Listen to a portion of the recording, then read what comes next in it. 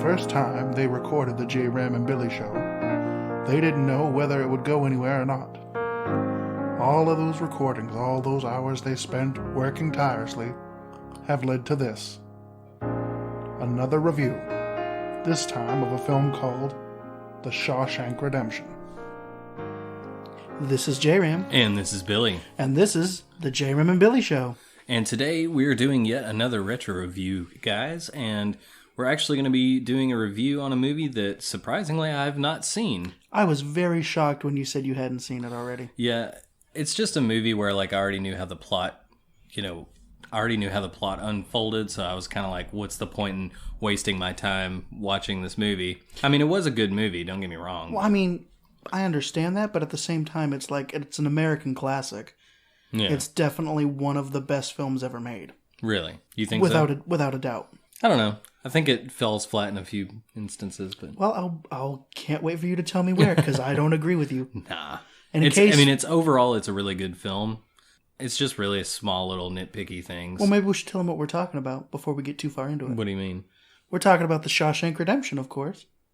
Oh, we didn't even say what movie No, we didn't. Oh, okay. Well, yes. Today we're going to be doing a retro review on The Shawshank Redemption, a movie that came out in, 1994? Yeah. Mm-hmm. So, because it was overshadowed by, of course, Pulp Fiction and Forrest Gump. Which I was joking before we started this movie. I was saying that out of all the Stephen King adaptations, this is going to be the Forrest Gump of the Stephen King adaptations. So, and I don't know if I agree with that, really. It kind of is. Look, it's one of the few times where nothing supernatural happens. I'll give you that. Yeah. And it is a long, over 2-hour length movie where it tells the story of pretty much just one man. Yeah. I mean, 2 men. It's really the story of friendship, of brotherhood. And it's kind of got some good indictments of our American prison system in my mind. Really? Yeah.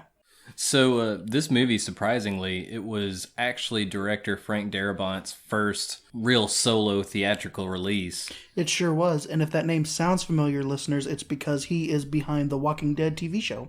Oh, yeah. True that. Mm-hmm.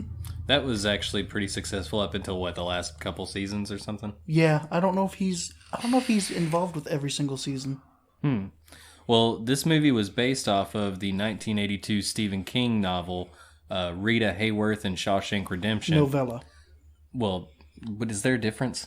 Novella is a much shorter book, okay. And especially when it comes to Stephen King, who writes 600-something page epics from time to time. Yeah, true. Yeah.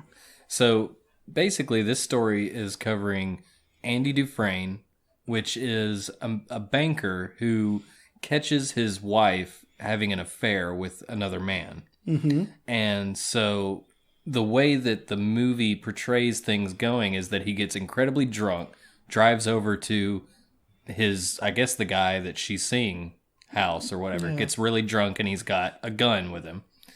And you find out that that they've been murdered. Yeah, but not just any kind of murder. Cold-blooded murder. Yeah. Because you see, folks, he has a revolver, a 6-shooter. But each person has 4 bullets in them. Yeah. Which means he shot, as the attorney said, which means this is not a crime of passion, which could be understood if not condoned, but cold-blooded murder. For he shot them, then stopped and reloaded and shot them again, once each in the head. Yeah. And so you go through the very short trial sequence, and then he gets sentenced to life in prison without parole. 2 life sentences back to back. Yeah, 2 life sentences back to back. I mean, there's your first indictment of the American justice system, though. Yeah. Do they really need to sentence him to 2 life sentences back to back? Well, I think a life sentence... one enough? I think a life sentence is 25 years, right? No, I thought... Doesn't life in prison mean the rest of your natural life in prison? Hold on, I'm about to look this up. Okay, so from what I can find, it says in some jurisdictions, a life sentence is a misnomer. The defendant may be eligible for parole after a set number of years, like 25, but even where the sentence is life without the possibility of parole, consecutive life sentences may serve a practical purpose. Okay. So... Well, because it's just... I mean, I don't want to jump too far ahead. Yeah. But we never see Andy up for parole. Yeah, true. We see other inmates up for parole. Well, actually, we only really see one. We only see Red? Yeah. Yeah, so during the trial, the jury is pretty much convinced that he killed them because, the circumstantial evidence, it makes sense that he would want to kill his wife And the also- lover. And also, according to this IMDb synopsis, it's saying that, like, his cold and calculating demeanor makes everybody think that, yeah, he did it because he's kind of a creep, I don't know about a creep, but the attorney does say to him, isn't it pretty convenient that they couldn't find your gun to compare the bullets from the victims to? Yeah, because he threw it in a river. And what he said is, actually, considering I am innocent, I find it incredibly inconvenient they didn't find it. Which is just a weird thing to say. Well, he's saying, it's inconvenient to me that they weren't able to find my gun because if they would have found it, it would have proven that the gun was still loaded and the ballistics but what didn't I'm match saying is, like, yeah. it's just a weird... Or I guess, did they even have, like, ballistics back then? They would have probably just been like, oh, it's a 38 caliber bullet and you had a revolver, therefore... I don't know. But in the meantime, Red, which is played by Morgan Freeman, his full name is Ellis Boyd Redding. Yep. He's being interviewed for parole after having spent 20 years. At that point, 20 years at Shawshank. Yeah. And yeah, it says on here, despite his best efforts and behavior, Red's parole is rejected, which doesn't faze him all that much. My taking of, like, Red when he's giving his little speech, because you see him give the exact same speech twice in this movie. So it's like every time he's available for parole, which, as far as we know, is like every 10 years or something. Yeah. He gives the same spiel every single time. Well, no, see, I don't think that's true. And I think one of the reasons why I think it's pointing towards that concept of being institutionalized, I don't think he actually wanted to get out. No. See, I'm the opposite. I think the first time he got parole was at that 20-year point because I feel like he sounded sincere. But then at the 30-year mark where he gives the exact same speech, he sounds much more dead inside. Yeah. Not like necessarily dead inside, but he sounds much less convincing. Like, It seems like he's just going through a spiel. Kind of wild that he would have remembered the exact lines from 10 years prior. Here's the thing. Every time Andy wants to order something, they go through that whole rigmarole of like, I understand you're a man who knows how to get things. I've been known to acquire things from time to time. Yeah. So, I mean, if he could do that every time someone wants to place an order. Yeah. It's at this point after the parole hearing where you see them stamp the papers with rejected on there saying, basically he's going to stay in prison. We're not letting him out. An interesting fault, though. Yeah, what? That you just mentioned with that stamping. It turns out that the font that the stamp has is Helvetica? Helvetica, which didn't actually exist until 10 years after the supposed stamping of his paperwork. Yeah. That's a little nerdy humor for you guys. Yeah, nobody cares about fonts. Little did Billy know, James cared a great deal about fonts. He hated some of them, like Comic Sans, and loved others like Times New Roman. But yeah, during this time, Red is kind of introduced to the audience as kind of like the local prison smuggler. He can get you just about anything that you want in a prison because he knows a guy who works down in the laundry who'll put it in their bedding. Well, no, he has like a whole system set up of like paying off the guy. Yeah, he pays off a guard. Paying off the guy from the laundry, paying off Brooks the librarian. And he does all this by paying him with cigarettes. Yeah. Because as we all know, cigarettes is currency in prison. Well, yeah, of course. Not anymore, but yeah. I don't know. I think it might still be a little bit. Well, it's much harder to get cigarettes in prison nowadays, I believe. But what happens is after that parole hearing, like you said, we're introduced to him that he can get things because he and all of his friends place a bet on the new shipment of prisoners. Like this bus with Andy on it and some other people pulls in. They all start placing bets on who the first person to have a nervous breakdown will be. Yeah. And Red places a huge bet, 4 packs of cigarettes, I believe he said, on Andy. Yeah. To be the first one to break. Well, he said he'd bet 5 cigarettes, and he's betting against all these people, so he owes all of these people 5 cigarettes each. So he said it ended up costing him 2 packs of cigarettes. 2 packs of cigarettes, okay. So it says that during the first night, they place this bet to see who's gonna have a nervous breakdown, who's gonna cry, and everything. Haywood, unlike Red, picks this nervous-looking, very overweight man that they call Fat Ass for the whole movie. Well, not for the whole movie, because he's not there for very long. Well, no, because Because he has his nervous breakdown. He finally, I think his cellmate gets to him. No, it was Haywood. Haywood was like, "Hey, don't let them get to you. I'll show you around. I'll take you around. I know a lot of good men who would love to make your acquaintance, especially with that white, flabby ass of yours." And that's when he starts crying and screaming, "I don't He's belong like, oh God, here. oh God, I need out of here. I don't belong here. I want to go home." And of course, the one rule in Shawshank Prison is to not use the Lord's name in vain. So apparently, because he was like, oh God, help me, blah, blah, blah, and all this stuff. Well, because he was creating a commotion, the guards, led by Mr. Krabs himself. Yeah, Byron Hadley, which is the chief guard, played by Clancy Brown. Yeah, the voice actor for Mr. Krabs. Which made this movie very hard to watch, imagining Mr. Krabs doing some of the real messed up things that Hadley does in this movie. Yeah. Well, anyway, Hadley comes in, drags him out, and then proceeds to beat him. Severely beat him. In fact, they find out like the next day that he had cracked his head open with his baton so badly, and since the prison doctor had gone home for the evening, there was nothing they could do, and he died. Yeah, which was brutal. Yeah, he beat a man to death. And I mean, you get to see all of this. So then, about a month later, Andy comes to Red because he's heard that he can smuggle just about anything, and he asks him to get him a rock hammer, and he's like, a rock hammer? How am I supposed to get something like that? And he's like, well, just once you figure out what it is, you're gonna understand that I'm not trying to like break out of here or anything like that.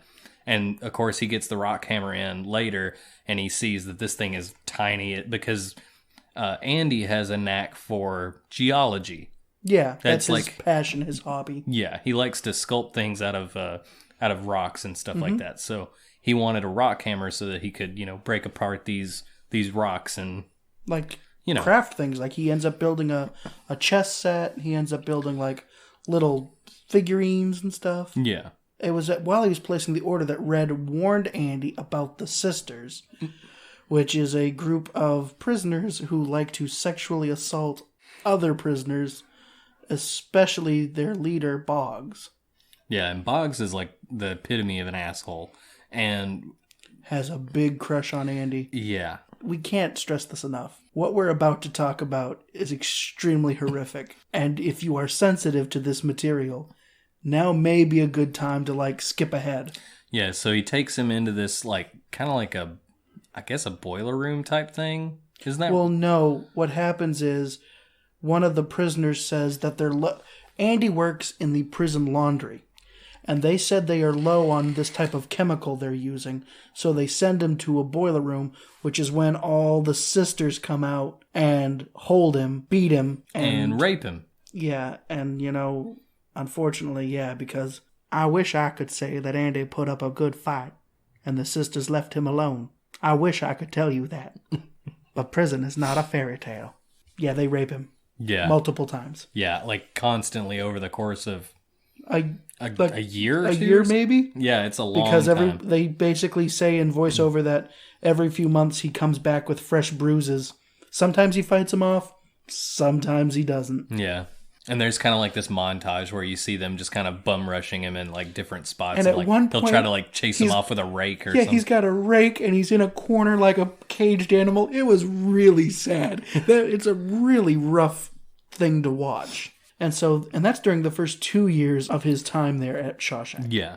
But then the guards come and say, I think the warden and the guards come and say, there's a work detail for retarring the roof of the prison's building, and work detail is really good because you get a little more freedom, You're outside, especially during the month of May, which is a mild month. Yeah, so a lot of people were really vying for this, and so they kind of hold this prison lottery and draw, lots to get them on there. But I want to say, isn't it Red pulls some strings and slips some more cigarettes and gets basically him and all of his friends on the work detail. And so they're all up on the roof tarring. And while this is going on, Andy overhears I can't call him Hadley. I'm calling him Mr. Krabs. Here's Mr. Krabs talk about how his brother, who he thought was an asshole, died and left him $35,000. Right? $35,000? Yeah, he said his brother or brother-in-law? No, brother left him $35,000, and everyone was the other guards were congratulating him, and he was like, "No, don't you know the government's just going to take a big old bite out of that? I'm going to have maybe just enough for a new car, and then the kids are going to be bothering me all the time to take a ride." Yeah, and this whole time, Andy he stopped doing his job and is just kind of watching, and everybody's like, "What the hell are you doing? Like, you need to look down. Push your mop of tar, please." Yeah. And so he puts down his mop and he walks over in the creepiest way possible. Not even creepy. He's just quiet and walks over, and the guards have their backs turned to the prisoners, and he gets right up to them before they turn around and go, "Ah!" Because, like, he could have probably come up and stabbed one of them if he had wanted to before they noticed. Yeah, true. And then this proves that Andy maybe has something wrong with him, because he's in prison for murdering his wife, for having an affair. Yeah. And what he says to Hadley is, "Do you trust your wife?" He's like, "You don't think she'll pull one on you, huh?" And You Hadley don't think she'll try grabs to hamstring you? Yeah. He actually says to one of the guards, "Get out of my way. This man's fixing to have an accident," and puts him to the edge of the roof. Oh, well, we've already seen him beat the fat guy to death. I'm pretty sure he's fixing to throw Andy off that roof. And so as he's got him like hanging off the edge of this building, basically, and there's some prison inmates like down on the ground that's like, "Holy shit, this guy's about to fucking die." He's explaining to him, he's like, "No, you don't get it. You can gift the IRS allows a one-time gift to a spouse of $60,000 tax-free. Yeah. It's like up to $60,000 tax-free, and that way you can keep all of your money. And he's like, it's something that a lot of people don't know about, but it's totally legal, and you can file it on your taxes and blah, blah, blah. Because he was a banker. Yeah, so he knows all this. Yeah. And so it turns out that Hadley does this, and he gets all his money, and now he's in with the chief guard, basically. Yeah, because he likes Andy for helping him keep all that money. And all Andy asks for is 3 beers apiece for all of his co-workers, he calls them. Yeah, and then, of course, the next week or so, they're up on the roof, and they're all having beers. Feeling like free men. Yeah. And they offer Andy one, and of course, he made the very good comment of, "I've given up drinking." Yeah. Because in his mind, it was him drinking that led him to be in prison in the first place. Yeah, because, like, Andy, he doesn't think that he's guilty in so much that he killed, or that he actually murdered his wife and her lover. Well, let's go ahead and spoil that. It does turn out Andy is innocent. He didn't murder anybody. Yeah. He was just drunk, and therefore being drunk ended up putting him at the scene of an unfortunate crime, and led to him being in circumstances where he ended up going to prison. Exactly. So later on, the prison is at a movie screening watching a Rita Hayworth film, or a movie that has Rita Hayworth in it. Going back to what we was talking about, the novella that this is based off of is Rita Hayworth in the Shawshank Redemption. Basically, Andy goes to Red and asks for one more thing, an unusual demand. He says, "Can you get me Rita Hayworth?" Yeah, meaning Red, a poster. Yeah. Well, I don't think he really meant that. I thought that Red got him the poster as kind of like a nod to that. Like, he was like, "Oh, that's a ridiculous request, but I'll get you this picture of Rita Hayworth," is what I was thinking. He understood that Andy wasn't asking for him to literally get him Rita Hayworth. I think he knew he wanted a poster. Yeah. So Red gets him this poster, and as he agrees to do it, Andy leaves, and there go the sisters again to ambush him and try to rape him again. Mm-hmm. But this time... Well, this time he fights back, and they just beat the shit out of him. Because they have like a screwdriver thing or something, and he goes, I'm going to undo my fly, and you're going to swallow what I give you to swallow, and then you're going to swallow my buddies over here because you broke his nose, and he should walk away with something.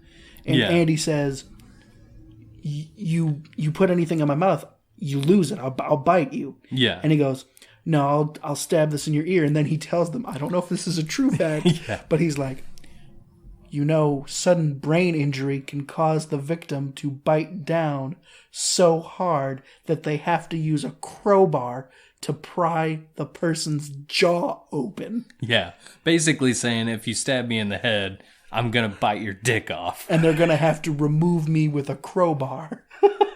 So that is why they're like, all right, so no rape, just beat him within an inch of his life. Anyway, after they beat him within an inch of his life... Yeah, Hadley finds out, the chief, he finds out that Andy's been put in the infirmary from the sisters beating the fuck out of him. And Boggs spends a week in solitary, but when he gets out and gets back to his cell, well, who should be there but Hadley waiting for him? And he beats him so bad that he is paralyzed from the waist down for the rest of his life. Neck down. Because Red says... No, I said he never walked again. Yeah, but Red says 2 things happened after that. 1, the sisters never laid another finger on Andy ever again. And 2, Boggs never walked again. He was transferred to a minimum security hospital upstate. And as far as I know, he lived out the rest of his days drinking his meals through a straw. Oh, wow, yeah. So he made him a paraplegic. Jesus Christ. But yeah, whenever Andy gets out of the infirmary, he finds a bunch of rocks that his friends, the other inmates, Red and everybody, got him for him to sculpt. And he also has a really big poster of none other than Rita Hayworth in his cell, and so he hangs it on his wall. And here's where the movie really kicks off, because the warden hears about how Andy helped Hadley and uses a surprise cell inspection to size Andy up. And when he finds Andy reading his copy of the Bible, they start talking about their favorite verses. And when he finds out that Andy knows his Bible, he seems like, be all right. He seems like a normal, pious kind of, inmate, good, upstanding guy. He encourages Andy to keep reading. It says, salvation lies within. Yes. And so Andy is now told that he is going to work in the prison library with this really old guy named Brooks Hatlin, who's been in prison for like 50 years. Well, yes, because it is supposed to be, I think, early 1950s? Yes, and he was in there since 1905. Yeah. Yeah. And so it says on this synopsis, the reason for his transfer is made obvious when a prison guard shows up asking Andy for financial advising. So it turns out that the whole him working in a prison library was kind of like a cover for him to be the tax man for all of the people, all the guards and stuff. They said the first year he did like the taxes for half of the guards, and by the next year he was doing everybody's taxes in the prison. And then the following year they rearranged the prison softball schedule for all of the prisons in the surrounding area to take place during tax season. Yeah. So every guard from every surrounding prison could bring their W-2s. So Andy kind of becomes friends with, I guess kind of proto-friends with the guards. It doesn't ever seem that they're really buddy-buddy with him, but it does seem like he's getting a little... preferential treatment a little bit. Yes, because he's saving them shit tons of money he's on doing their taxes. Yeah, because he says to one, so wait, they supply this, but you had to buy your own gun? And he was like, yeah, I did, and the holster. He's like, well, that's a tax write-off. You can claim that on your taxes. Yeah, because it's a job expense, And so... he's doing all the guards' taxes plus the warden's taxes. Yeah, and he's also been writing letters every single week to the state senate in Maine asking for funds to help get more books and stuff for the prison library. And so he's been sending a letter every single week. He sends I'm going to go ahead and say, I think it's later on in the film, but it turns out that they finally relinquish, and they give him $200 and some donated used 6 books. Crates of used books. Yeah, and it's this should handle it. And so he ends up sending... consider it closed. It only took 6 years for that to happen. Yeah, and so it was well, now I need to write more letters. So he writes 2 letters. Yeah, 2 every letters single week. Yeah, and then they finally actually get some real funding. It's $500 a year. Yeah, plus deals with book clubs and sundries and they. What's a sundry? it's a term, I think, for like, bar soap, that little travel supplies. Like you get bar soap, deodorants, that kind of stuff. Yeah. But anyway, he gets all that stuff and they open up the library and it's nice. But unfortunately, tragedy happens. Yeah, so Brooks, the elderly inmate, he snaps and he threatens to kill this other inmate, Haywood, in order to avoid being paroled because he's basically been institutionalized at this point. He's been in prison since 1905. He's been in prison for 50 years and he's figured out that he's going to be let loose. And I think he just doesn't understand what he's going to do. No, of course he doesn't. After he has getting no out. Job experience, no life experience. He doesn't know how to survive. Yeah, and so Andy and a few of the other inmates talk him down. It's like, put the knife down and, be a sensible man. Yeah. And so he gets released and he gets a job. He gets to a halfway house and he gets a job bagging groceries at a supermarket. He hates it. He doesn't like the manager and the manager doesn't like him. Yeah, he finds it pretty much impossible to adjust to life outside of prison. And he eventually commits suicide inside of the halfway house. And After carving Brooks was here. Yeah, on a wooden beam. He hangs himself. And he mentions in his letter that, he's been in prison for 50 years since 1905. He says, when I was put in prison, it was rare that you would ever see an automobile. Car. Yeah, a car. Now it's just like everybody's... He says the world's in a hurry now. He can't... And that's the 50s. Imagine you went to prison like in 1970 and got out today. Man, I would not know. Computers, smartphones, Facebook, it would all be nonsense to you. Well, I don't know. I think nowadays in prisons you get a little bit more like modern technology and stuff. I'm sure they have access to like some sort of computer lab type thing in their little library, or like they have TVs so they get the news and stuff. That's the thing though. Certain areas. That's the thing about prison though, man. These walls are funny. First you hate them, then you get used to them. Enough time passes, you get so you even depend on them. It's true. So going back to the donations of the books and everything, Andy, this is a funny stunt that Andy pulls at the prison. Funny or tragic? Kind of tragic in a way, but... Because he's going to get beaten again. This man gets beaten a lot. You'd think he would be in good enough with the guards for him to get a slap on the wrist. Not the case. Not the case at all. So basically, he locks a guard into the warden's office's bathroom, and he plays a record of Mozart's The Marriage of Figaro over the loudspeakers, so the entire prison's loudspeakers can hear opera. Are playing opera. Yeah. And that was another one of those instances where all of the people who were in the prison felt free. They felt like free men. It was a moment of beauty. I don't know what those women were singing about. I'd like to imagine it was something so beautiful that words cannot describe it. Yeah. So the warden orders the chief, Hadley, to break into the office. Well, he tries to get in first, and when he goes, "Let us in," He just Andy turns just looks the at volume him, up. and then baller move just turns it up. And that's when he goes, "Go ahead." And fucking Hadley just taps on the glass and goes, "Your ass is mine." Bang, bang, and he breaks the glass down. And then I'm imagining the record just... And I imagine he gets beaten again. Yeah, and Andy ends up going back to solitary for a while. I want to say for 2 weeks. Yeah, for 2 weeks. And then when he gets out, he tells his friends that stretch was the easiest time that he ever did in the hole because he spent it with Mozart's Figaro stuck in his head for comfort, saying that, they can take away a lot of the things from you, but they can't take away music or something. Yeah. Basically saying they can't take away your hope for a better future, maybe. That's right. But hope is a dangerous thing. Yes, that's what Red says. And like we said, Red seems to be losing his hope as the decades go by. Well, yeah, because it just like you said, by the time it gets to his 30-year parole hearing, Andy's only been there for 10. And, to talk about this movie in a more abstract way, to get off the plot a little bit, I find it so interesting in the way they show the passage of time.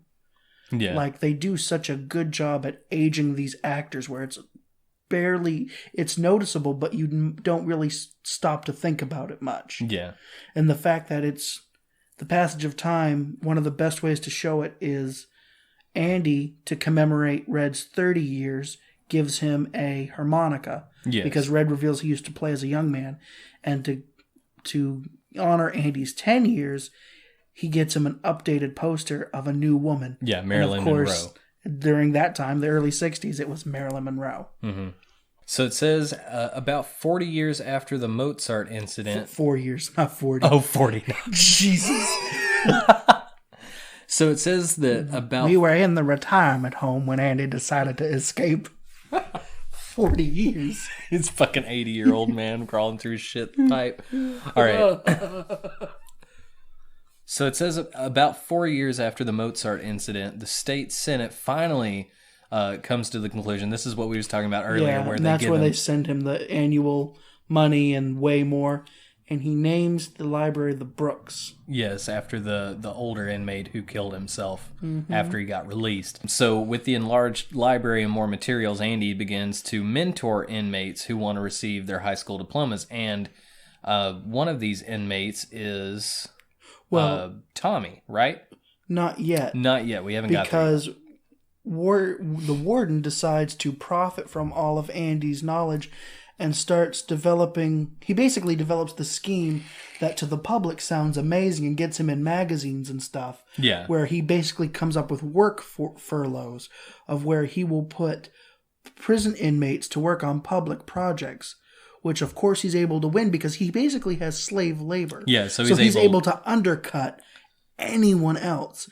And he starts doing that until other contractors come to him and bribe him and pay him off to not put his prison people on that job so that they can get it. Tons of corruption with this prison. Mm-hmm. Definitely. It shows a lot of that in this movie. And he uses Andy to launder all that dirty money by setting up several accounts in several banks along with several investments using the fake identity of Randall Stevens, which, of course, is a man who only exists on paper. Yeah, so he created this fake identity to basically launder all of this money for the prison so that, the warden and some of the top people working in the prison can profit from it. Yeah, and so that no one, not even Andy, can get in trouble. Exactly. Because it will lead them to this Randall Stevens who, like I said, doesn't exist. Yeah, so basically he's like, it'll lead them on a wild goose chase and they'll never find who they're looking for. But, and put a pin in that because it's going to be very important later on. So in 1965, a young prisoner named Tommy comes to Shawshank to serve time for breaking and entering. A.K.A. Mr. Rock and Roll. Yeah, he looks like the Fonz. To me, he looks like Elvis. Yeah, like they make him look like Rockabilly Elvis. With the long black sideburns and all that. Yeah. Tommy explains that he's been in and out of prison ever since he was 13 years old. He said, if you name a prison, in the New England area, I've basically been there. To which Andy has a good point. Maybe you should find another line of work. Yeah, if it's you don't seem to be a very good thief. Yeah. So Tommy tells him that he's wanting to work on getting his high school equivalency diploma. And although Tommy is a good student, he's frustrated whenever he takes the exam, crumpling it up and tossing it in the trash. Yeah, he basically has a mental breakdown because that's what happens when you try to cram a childhood's worth of education into an adult man's brain. In 1 year. Yeah, because after he starts this, teaching Tommy, basically from the ground up, like having to teach him how to read. ABCs, yeah, he has to teach him how to read and everything. And then when he finally takes the test a year later, he gets all frustrated, throws it in the trash, and he gets it out of the trash and sends it in anyway. So Tommy asks Red about Andy's case, and Red is saying, he's in for murder. Well, no, it's better than that.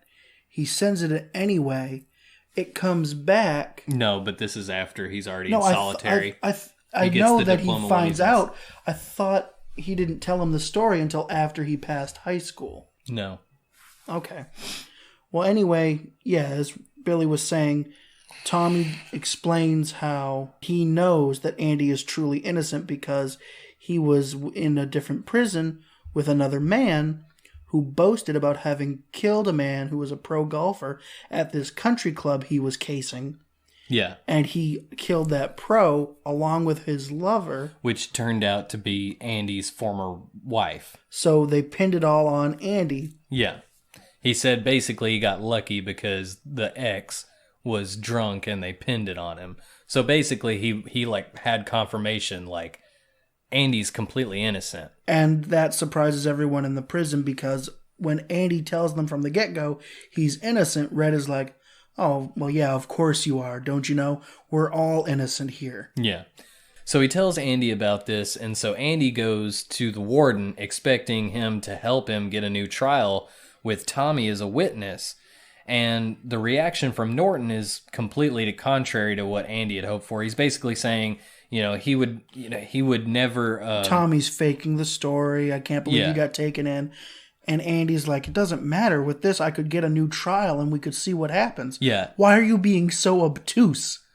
And that just pissed the warden off really bad. And so he started getting angry. And he was like, well, I promise you, I'm not going to say anything about, laundering money or anything like that. And that was the final nail in the coffin. Dude shot himself in the foot with that one. So the warden becomes incredibly furious, sends him to solitary for a month. Yeah. And then the inmates discussed, between themselves that that 1 month in solitary is the longest time that anybody's ever stayed in solitary that they've ever heard of. And they realize that Andy may actually be innocent after all, and he's spent almost 20 years in prison for a crime he didn't commit. Yeah. And at this point, it was 19 years in for Andy. Yeah, and it was at this point, like you were telling me I was wrong with the timeline, it was at this point that Tommy receives that letter from the Board of Education. Yeah. And finds out that he got a high school diploma with a C+ average. Yep. And a guard, passes the news to Andy while he's in his solitary confinement. Yeah, he's like, I think you'd like to know, the kid got his diploma. C+. But it doesn't matter because the warden gets with Tommy and brings him outside. This is a really sad part. For a private meeting between him and Tommy. And he's asking him, do you really think, did you really get this information that Andy is innocent? And it really seems like the warden maybe had a change of heart. Yeah, and maybe maybe I do need to set him free, or get him another trial and everything. And he's like, will you testify? Yeah, would you swear on a Bible and actually testify in defense of this man? And he was like, absolutely.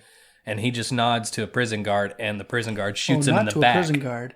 He pats Tommy on the shoulder. Yeah. Looks up, nods, starts to walk away, and then pow, pow, pow. And shoot him like 4 times in the back. And the guard steps back into the light, and it's none other than Captain Hadley. Really? Yeah, it was Hadley that shot him. And then, as if that's not enough, the warden has to go to Andy and tell him to his face that goes, oh, what a shame that someone who was so close to being let out tried to escape. It broke Captain Hadley's heart to have to shoot him. Yeah. Nothing changes here. And he's like, I won't do it anymore. Then I just refuse. I won't work for you anymore. And then the warden says, if you don't, I'll shut down the library, burn all the books, dancing around it like wild Injuns. Yeah, and he said that he'll also move Andy to a different cell in a much more hardened criminal area. That's not what he said. Of the prison. He said he'd throw him down with the sodomites. Oh, yeah. I don't think Andy wants that. He's had enough of that. Yeah, true that. So anyway, after telling him all that, he's like, you know what? I'll give you another month in solitary to think about it, and then walks away. So that's 2 whole months Andy spends in solitary. Yeah.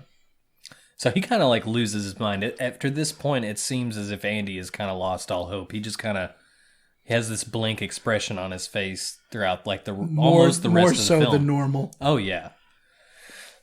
So after he comes out of solitary, he and Red have a conversation where Andy talks about his wife and how much he loved her, and how he feels responsible for her death, mostly because, he got drunk and that led to... Well, not just that, but like you said, he really loved his wife, and he realizes that through his lack of ability to express how much he loved her, he pushed her away. Yeah. And pushed her into the arms of another man.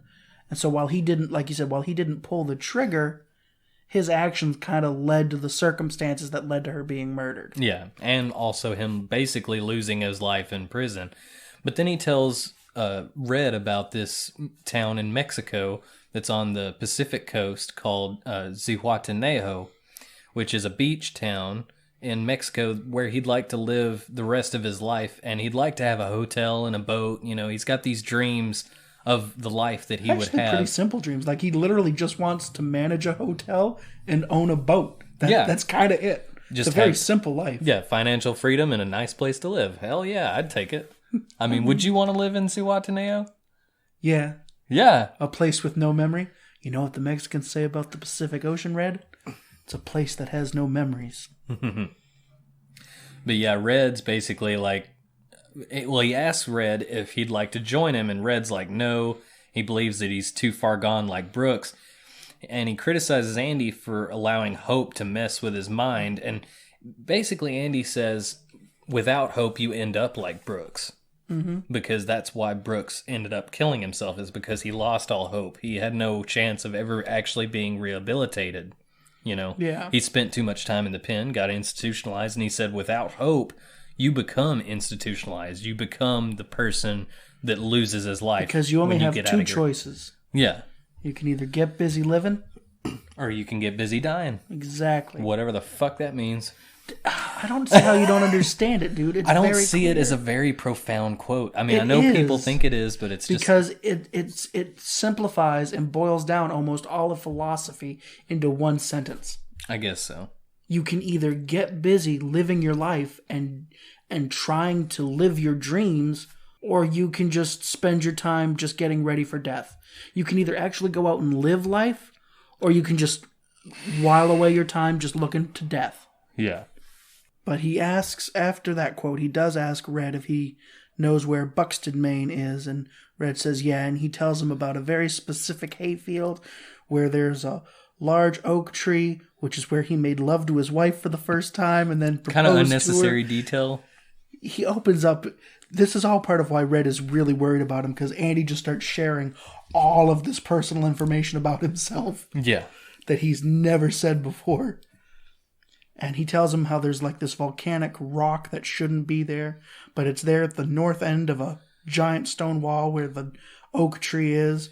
And he makes Red promise him that should Red ever get out, he's going to go to that oak tree and retrieve what Andy has buried underneath that. Yeah. And so Red thinks that, you know, because he's opening up like this, Red thinks that Andy may have actually reached a breaking point and he's going to commit suicide. And there's a lot of circumstantial things that kind of point to this conclusion. Like Andy went to the loading dock earlier that day and asked for a length of rope 6 feet long. Yeah. Isn't it interesting that he tells him that something's buried out there? It's not buried yet. Well, I think he knows he's going to do that, so. I hope so, because that's kind of interesting, the fact that he's like, it's buried out there. What if he'd forgotten to bury it? I think this is a guy who clearly had a plan for a very long time. That is true. He was definitely playing the long game, so I wouldn't put it past Andy to have, you know, that sort of foresight about his plans and it going off without a hitch. So while Red is all worried about Andy, though... Yeah, Andy goes and works for the warden one last time. Yeah, and the warden tells him to shine his shoes and bring his suit to the dry cleaners before retiring for the night. Yeah, and he takes the records that he's cooking the books for him this whole time, you know, as Randall Stevens, you know. And so he asks him to shine his shoes and everything. He does all of this. He puts the records in the safe and then goes back to his cell for the night wearing the warden's shoes. He actually takes the warden's shoes. Well, yeah, because basically, if any of you listeners have ever watched like the Usual Suspects, this movie and that movie have this reveal scene in common. Like at the end of both movies, they reveal a whole lot of information about a character. Yeah. And basically, the end of this movie reveals that Andy took the real books and tucked it behind his coat and in his pants, stole the shoes, wore the warden's suit underneath his prison clothes, and nobody noticed because, I mean, as Red said, How often do you really look at a man's feet? Yeah, and he switches them out with a fake file that doesn't have any of the information in it. Basically, he takes the folder that has all of the account information and the money that he's been basically laundering for all of these prison officials. And gives the warden 3 last real deposits to make. Yes. And so he goes into his cell at the night, and the guards turn the light off for the night, and Red remarks that it was the longest night of his life because he was positive that Red was going to kill him, or that Andy was going to kill himself. Yeah. And so in the following morning, they call all the inmates out of their cells and everything. They open all the cell doors, and they all go out for roll call. And Andy has not answered the roll call. And so everybody's looking at each other like, oh, God, they're going to find a dead body in his cell. And for a minute, they actually play with you because the guard reaches the cell, looks in, and just kind of goes, holy shit. Oh, my God. And he calls for the warden. And then, of course, it's revealed that somehow there's no Andy in the cell. Even though according to the checklist from last night, there should be an Andy in that cell. Yes. And so the warden, Norton, he rushes to Andy's cell and he demands an explanation. And Hadley brings in Red. Red insists that he doesn't know anything about Andy's plans. He had no idea of any, foul play or anything. And so the warden turns and looks at the new poster, which is updated to be Raquel Welch at this point. Yes. And he says, why don't we ask her? And he goes, hey, Furry Britches, did you see anything? And he throws a rock. Yeah, he's throwing rocks at everybody. And then he throws a final rock at the poster, and the rock goes straight through the poster, and you can hear it kind of tumbling. Tink, tink, tink. And so he takes his fingers yeah, and he starts putting them through until his whole arm goes through. And then they rip the poster down and see that there's this... an almost perfectly round, cartoon-like hole in the wall. So it turns out that a long time ago... almost at the beginning of his sentence. Yeah, almost at the beginning of the time that he was in prison, after he got the rock hammer, Andy was trying to carve his name into the cell wall when a big chunk of the wall came out. And then, because he's, a fan of geology and everything, he realized that the material that the wall was made of could actually make it possible for him to dig a hole in case he ever needed to escape. This rock hammer can actually cut through this shit, and I can actually get out. And so it shows him digging, over the course of years, with his rock hammer through this little hole. And then finally, in the night that he escapes, it's on a night that's got this really big thunderstorm going on. So there's a lot of noise. Because basically Red says that he'd been doing this he'd probably been doing it just as a way to pass the time, because that's what prisoners do. They just look for ways to pass the time. But once Tommy was killed and he knew that, now this guy's so corrupt, I'm not getting out of here. Yeah. And he robbed me of any chance to really prove my innocence. He decided it was time to go. Yeah. So he tunnels through, and it leads him to a space between two walls of the prison where there's a lot of, pipes and a sewer main line. And he Big enough to fit a human being. Yeah, and so he uses a large rock, and as the thunder is cracking, he smacks it repeatedly with this rock and finally breaks in a cut large enough to fit himself into the pipe and crawls 500 yards, the length of 5 football fields, in a shit pipe to a nearby lake where it spits out at. Before we get any further, Family Guy does a parody of this movie, and Ryan was telling me that instead of thunder, somebody in the prison, the warden was watching Friends, and so it would go, so no one told you life was gonna be this way. Whack, whack, whack, whack, whack. He would use the rock and do it for the claps. That's pretty funny. That's pretty genius. But anyway, as we were saying, he crawled through a tunnel of shit just to be born again on the other side. Yeah, and he has this big moment where the rain is coming down and he's letting it shower over him and he's basically covered cleanse. In shit, so yeah, he kind of needs to. Yeah. Basically, it's kind of like a rebirth kind of scene where you see him come out of the pipe and everything. And that's used on all the promotional posters. The DVD cover has it. Yeah. Just Andy standing with his arms outstretched in the rain. The shot where it's from above and it's showing him being showered with the rain. They actually had to do a reshoot not long before the movie was actually released because in the final cut of the film, they noticed that the camera was out of focus. Well, they tried to for get it every single shot. They tried to get it multiple times and they couldn't. Yeah. And so they ended up having to go back and reshoot that like right before the movie came out and sent them out. Which this movie was only released at 33 theaters when it first came out. Yeah. And it only made $1 million in its opening weekend. And I think it ended up making around $16 million. Yeah, it was kind of a box office bomb for a movie that's today considered to be one of the best movies ever made. Yeah. But keep going on with the plot here. He had a bag, by the way. We forgot to mention that. The rope, that's what the rope was for. He tied this bag to his leg. This waterproof bag to his leg with the warden's clothes, all of that paperwork from the books that he was cooking, and a bar of soap. And so he goes to all of these different banks that he's been laundering money through. Around the time that the warden is discovering the hole, it says. And closes all of the accounts and withdraws all the money out of these accounts because he has to go live in another country is his excuse for all this. And of course, he's assuming the identity of none other than Randall Stevens. Not lying about going to live in another country, though. He really is. It's totally his plan. Yeah, it is his plan. He is going to go to Zihuatanejo. He is going to go there, but which sounds like an ancient battle cry to me. But Zihuatanejo. But the whole idea of him using this Randall Stevens to launder the money was important because that was basically his end goal was to assume that identity, take all the money for himself. I don't know if it was. I think it was. Let's have that conversation. You think he was planning that from the get-go? Yes. I don't think he was. I think he was doing what he had to do to survive. No, I think that Andy, he was a smart banker. He knew all of the tax loopholes and all that kind of stuff. I'm not saying he's not, but I don't think it was his plan to do this until I think Red got it right. I think Andy would have served out his time until the warden double-crossed him.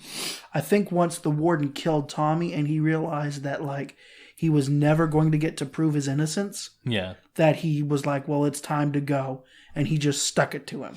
Because not only did he take all the money, which ends up being over $350,000. $370,000. Well, that's what this website says, but the movie said $350,000. Yeah. Over $350,000. It says that, and he also takes the forms and everything, and he sends it to the Portland Daily Bugle newspaper to basically out all of the corrupt politicians and chiefs and all that stuff that were basically using him to launder money throughout this whole time. And so the police storm Shawshank prison. Hadley is arrested for murder for, killing not only Tommy, I think, but also probably the fat guy from the beginning. Yeah, Red says Hadley was taken away crying like a little girl. Yeah. And Warden Norton finally opens a safe, which he hasn't touched since Andy escaped. And instead of his books, he finds the Bible that he had given Andy with the note to the warden saying that he was right, that salvation did lay within.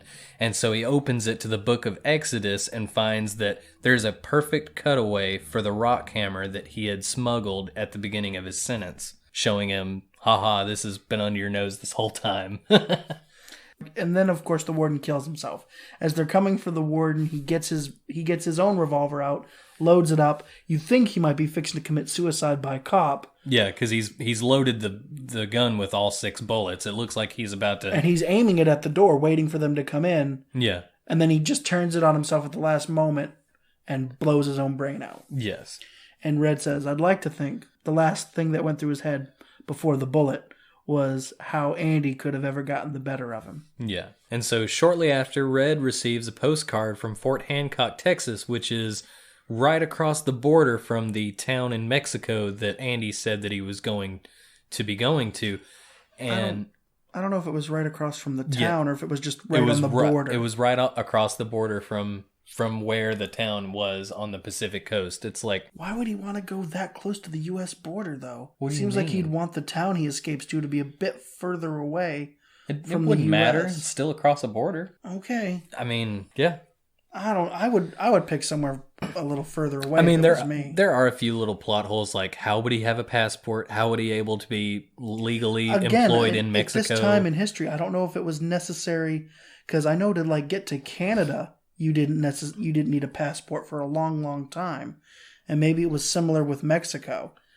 That to just go from the U.S. to Mexico, you didn't need a passport. I think you've always needed a passport for that. Passports have been around since like 17th century. Like, well, yeah, I just don't know. Yeah. I'm not 100% sure. So after he gets that blank postcard, he gets Red gets another parole hearing. And at this point, he just goes, "Fuck your chicken strips," to all the parole board people.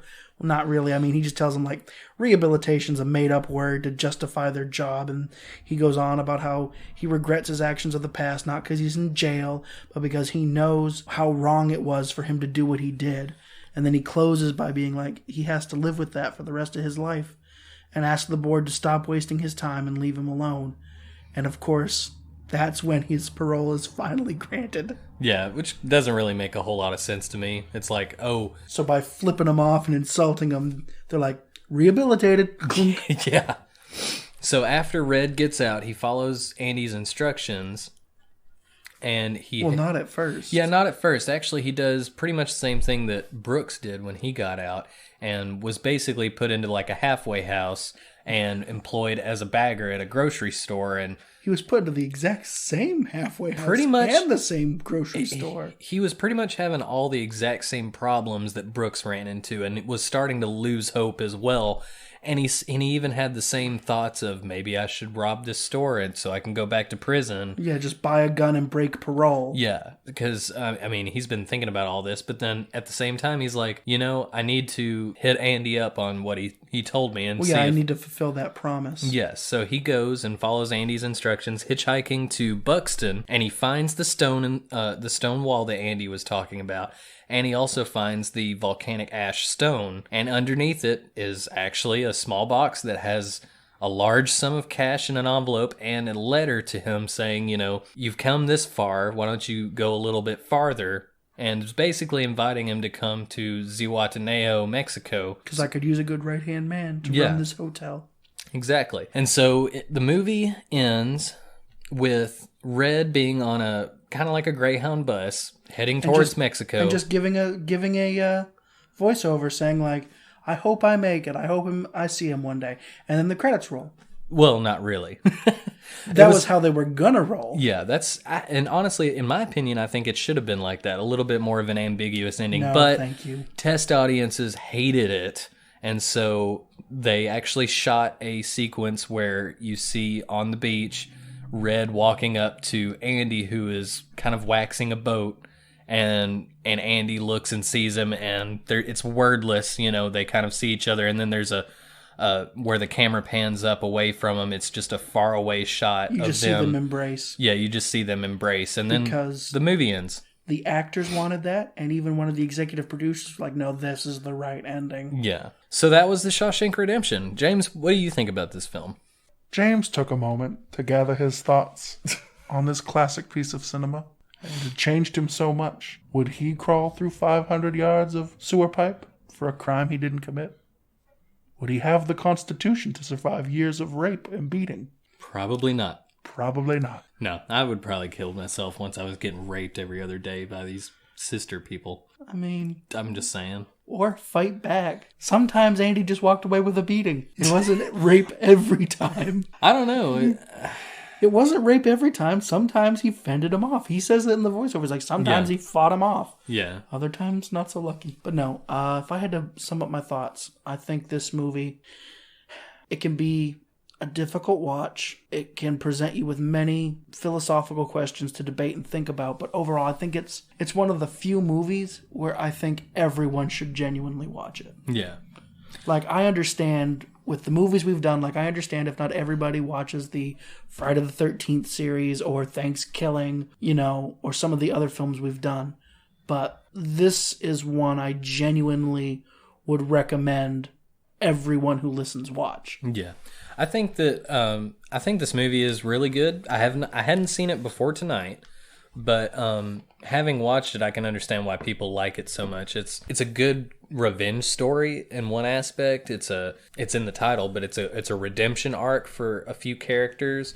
I mean, Red, he was actually a convicted murderer, and he actually admits that, he did do that crime. He's like, everybody in Shawshank prison is innocent except me, because he's come to terms with the fact that he actually committed, the crime that he was convicted of, Now, but it shows that even though he was like, rehabilitation is bullshit and everything, at the same time, like, Red is a exemplary model of what rehabilitation should be. Yeah, he's come to accept his past and realize he can't change it, but still live on and say, I'd like to go back and talk some sense into him. Yeah. Because I realize now what a horrible mistake I've made. Yeah. But now I have a question for you. Okay. How do you think this movie did at some of its misdirections? Like the very opening sequence where it makes you... How long did it take you before you thought Andy was really innocent?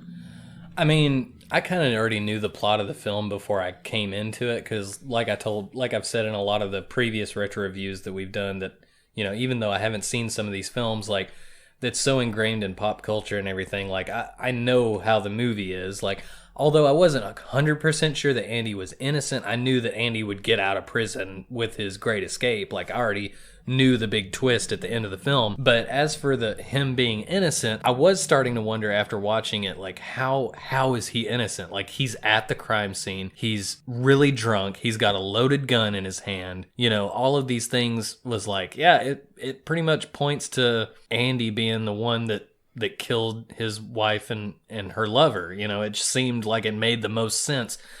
And that's one thing, like, I mean, I know it's a story, and it's, in a lot of these stories, there's a lot of unconventional plot points, but it is very convenient that there just happens to be some other guy who was like, oh yeah, I was scoping out this pro golfer guy to rob him, and I ended up killing him and his lover. Well, it wasn't that he was scoping out the pro golfer guy. He was scoping out this country club that the pro golfer guy worked at. Well, yeah, and he knew that they were rich people and he wanted to rob them. So, I mean, it was convenient that the very same night that Andy would be wanting to murder them, that someone else would come along and do the job for him. I don't think you mentioned the worst plot hole of this movie. Which is? How did he get the poster back down after he was in the tunnel? There was not enough room to turn around in that tunnel. Okay, suspension of disbelief right here. I think that the top of it was fastened, but the bottom wasn't, because in one scene where it shows the flashback of him actually carving the hole behind the poster, that's how he's got it. He's got it flapping, and he's like underneath it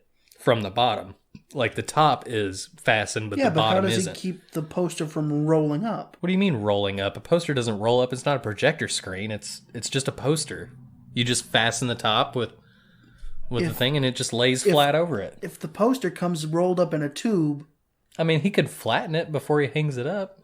I've done that before. I don't know. I would think you'd have to secure all four edges of the thing to keep it from, like... Well, eventually gravity will make it to where it's going to lay flat, you know what I mean? Like, they don't... All right. Like, posters won't... Okay, especially after 20 years. Although he had different posters over this. Yeah, to reflect the changes. Again, yet a neat plot device to show the changes of time. But I mean... Rita Hayworth to... I can't believe we're arguing about a poster rolling up.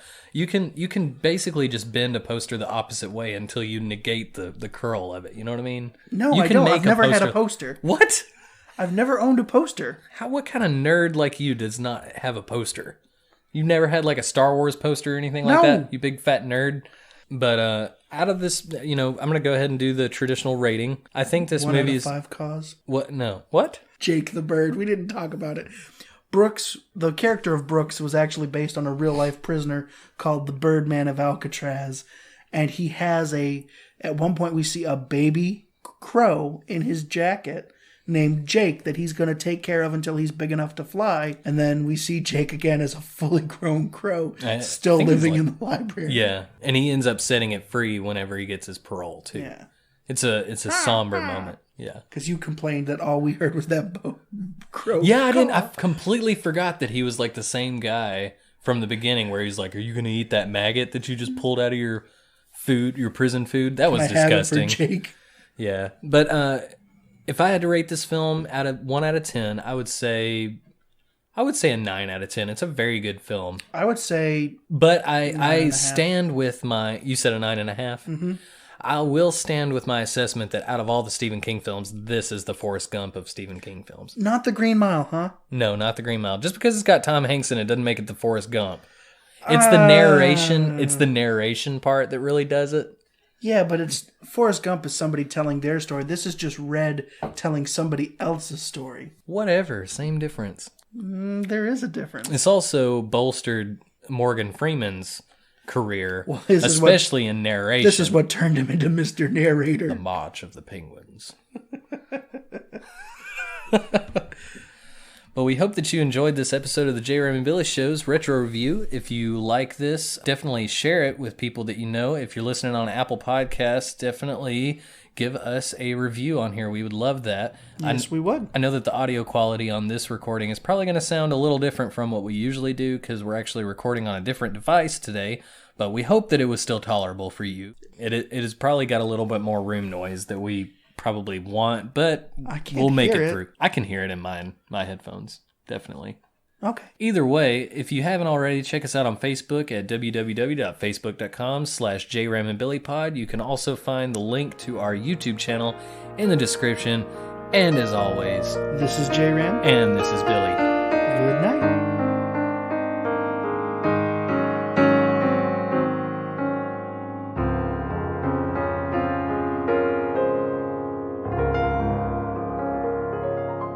So listeners, if you listen this far in the podcast, comment on our post on Facebook, Salvation Lies Within.